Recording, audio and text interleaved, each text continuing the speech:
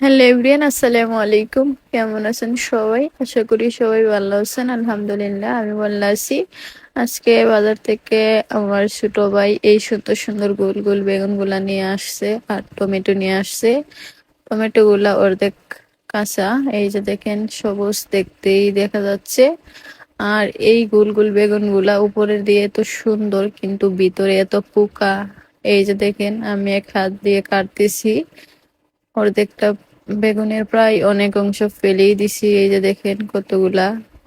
যাই হোক, আজকে সবকিছু কেটে কুটে রান্না বান্না করতেছি। আজকে গ্যাসের চুলায় রান্না করব। আর এই যে দেখেন, এখন আমার গোল বাগান কাটা শেষ, এখন কাটতেছি টমেটো। আসলে এক হাত দিয়ে যতটুকু কাজ করি আলহামদুলিল্লাহ। অনেকেই জিজ্ঞাসা করেন, অনেকে বলেন আমি সব কাজ করতে পারি কিনা। যারা আমার ভিডিও দেখেন প্রতিনিয়ত তারা তো অবশ্যই দেখেন আমি একটু একটু করে সবকিছু পারি। এই যে দেখেন, ফ্রিজ থেকে সবকিছু নামিয়ে নিলাম, একটু মুরগির গোস্ত নামিয়ে নিলাম। এখন চুলায় রান্না বসিয়ে দিচ্ছি।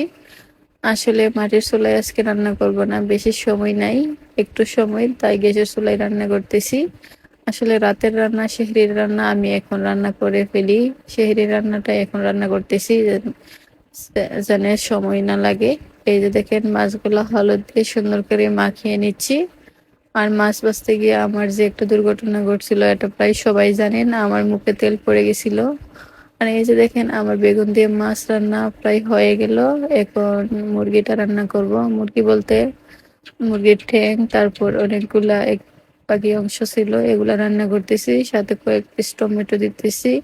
আসলে পোল্ট্রি মুরগির সাথে টমেটো দিলে এমনিতে একটু ভালো লাগে, আলাদা একটা সেন্ট হয়। এই যে দেখেন, দেখতে কতটা সুন্দর লাগতেছে। আর বিশ্বাস করেন, খাইতে অনেকটা ভালো লাগছিল। ধন্যবাদ সবাইকে।